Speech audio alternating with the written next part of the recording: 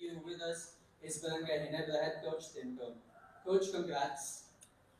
Yeah, it sure is. Life's a lot easier when you have Justin Brownlee around. So I mean, what a phenomenal performance that was by Justin. I'm amazed by it. You could kind of see it coming because you could see the intensity he had in practice yesterday. You could see the intensity he had before the game, even at halftime. Um, you knew that he was, you have a big performance. He had what, 26 points at halftime, almost half our points, and then just again phenomenal here in the fourth quarter, just doing Justin Brownlee things.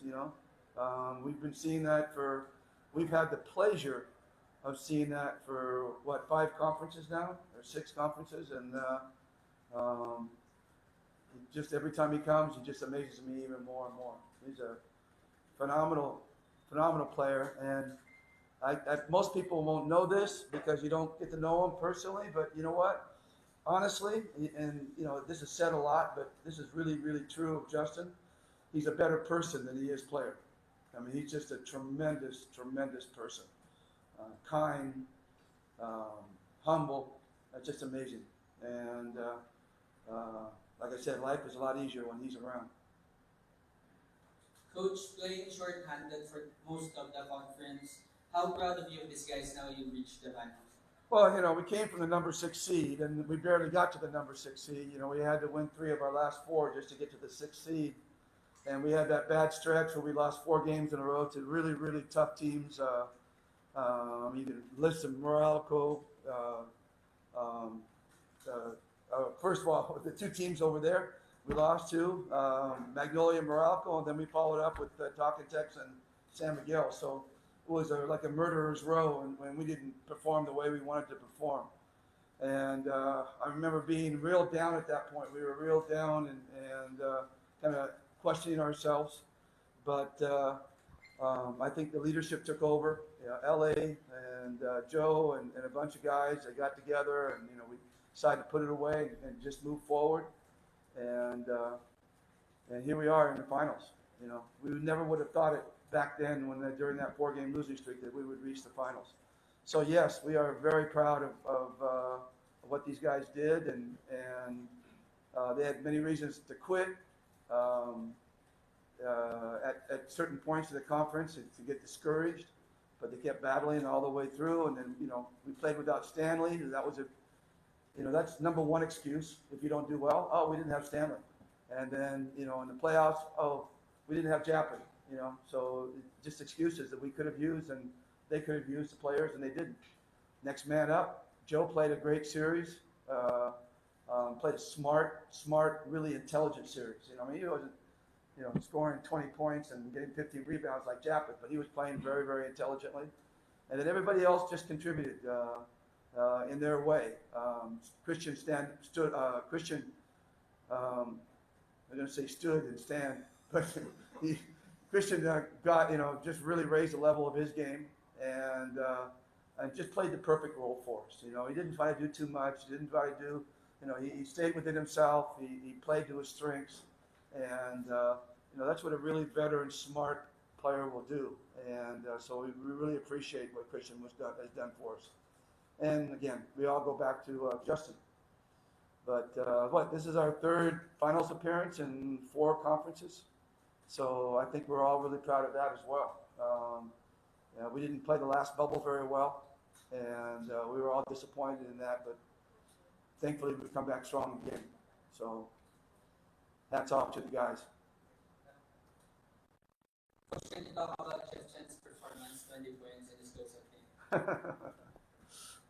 Jeff was the forgotten man. It's funny. He was like the forgotten man. Kind of holding on. Just looking to play a little bit here and there, and then he just steps up and is. When we most needed him, he stepped up and just played huge. And I tried to bring him in and out of the game. I didn't want to extend him because he gets. It's tough for him to play at a real physical level. For 10, 12 minutes at a time. So we tried to shorten his time on the floor and get him in and out and keep him fresh. And but I thought his couple of threes in the beginning of the game when NLEX came out with so much fire, and they jumped ahead of us, and then Jeff hit a couple of big threes to kind of settle the whole team down, keep us in the game, settle the whole team down. I thought that might have been the key to the whole game. Otherwise, I think NLEX would have blown us out without those clutch shots by Jeff. Questions? Going to the finals, of course, some of your players have been playing extended minutes. Are there any concern with maybe that Certainly. There's certainly, we have a short bench. Japeth is out, Stanley's out. Aljon is I think he might be able to play in this finals. So that would be a huge get for us if we can get Aljon back. And but we've been doing without him, been without Jared, and then Japeth. We've just been shortening our bench and shortening our minutes and putting the burden on our core players to step up and find a way. And they did. And that's what you do. I know that oftentimes people complain that you don't get everybody into the game, and why not give this guy? But they have their chances in practice, so they have to prove themselves in practice before they can come in and prove themselves in the game. And you're just not going to throw anybody out there. So, so that's basically our philosophy. And in a playoff series especially, you don't have room for error.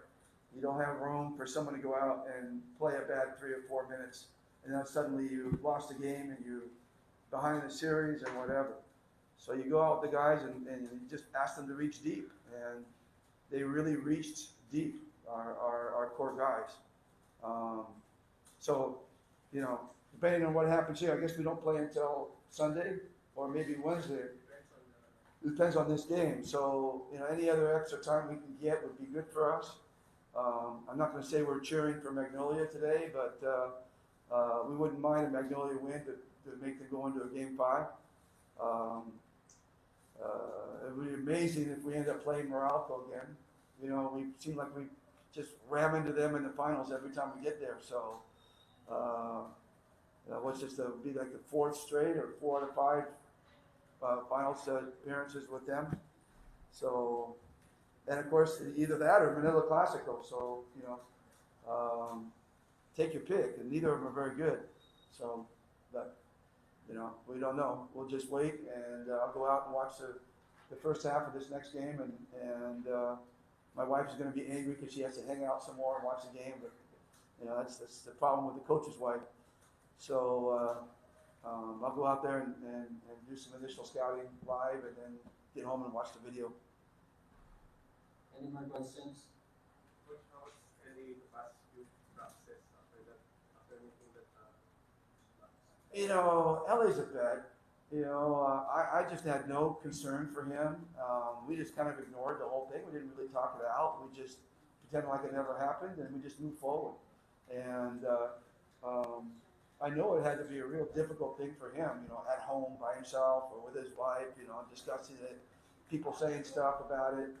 But like I said, when he's a veteran, he's a veteran, he's a leader, and he knows as a leader he cannot.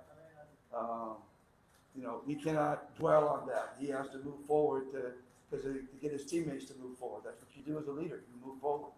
So I'm real proud of him.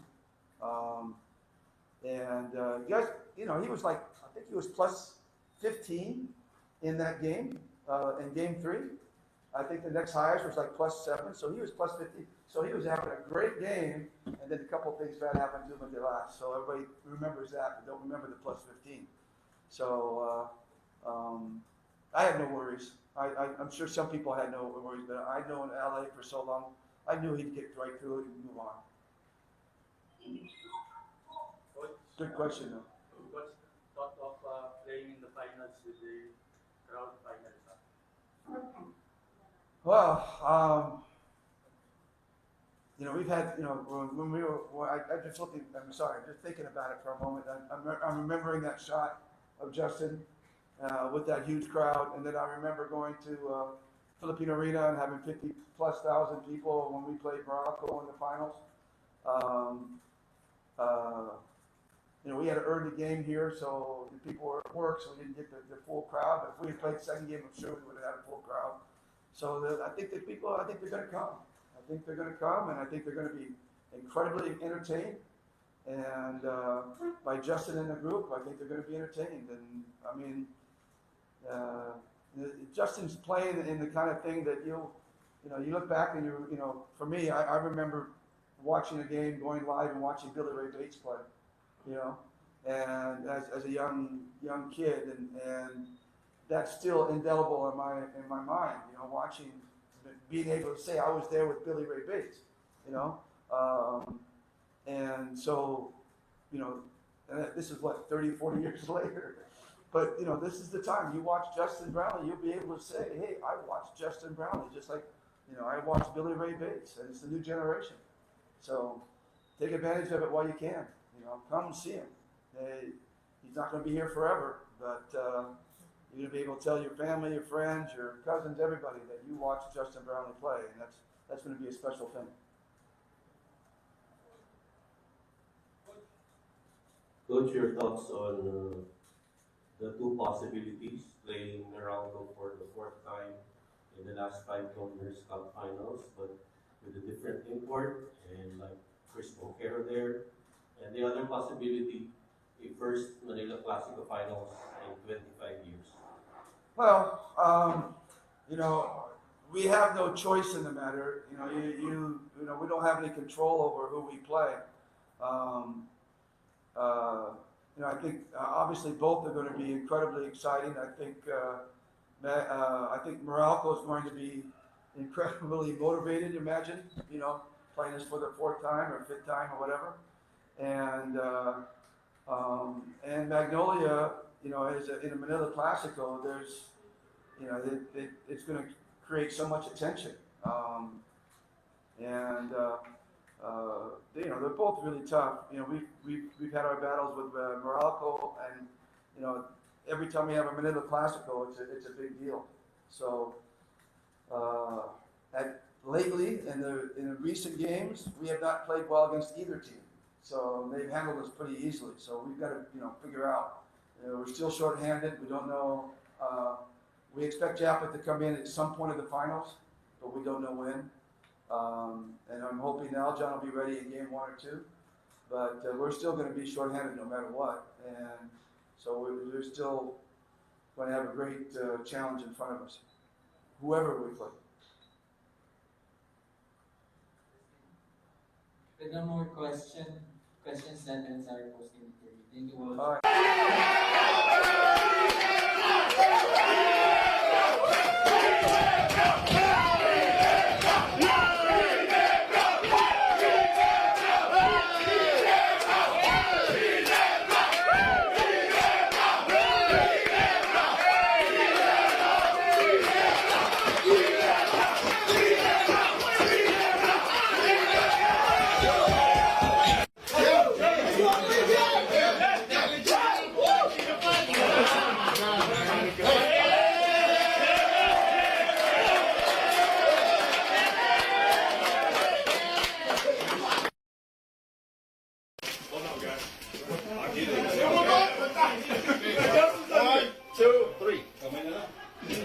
One.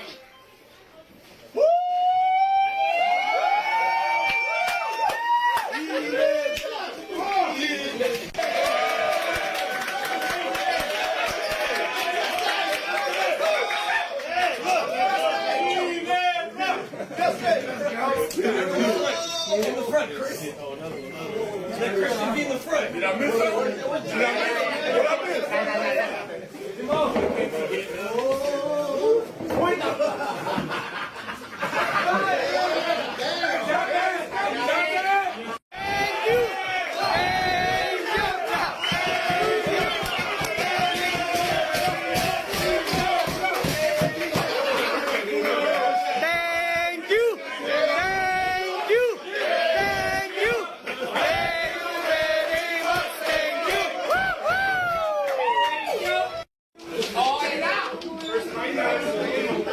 First,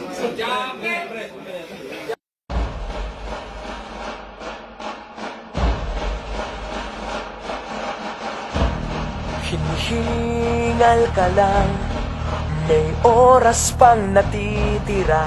Kahit parang ang layo pa, habol.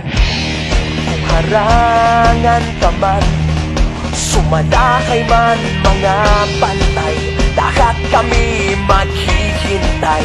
Habol, habol, dehado kung dehado. Para saan pang magagalos mo kung titiklop ka lang, titiklop ka lang.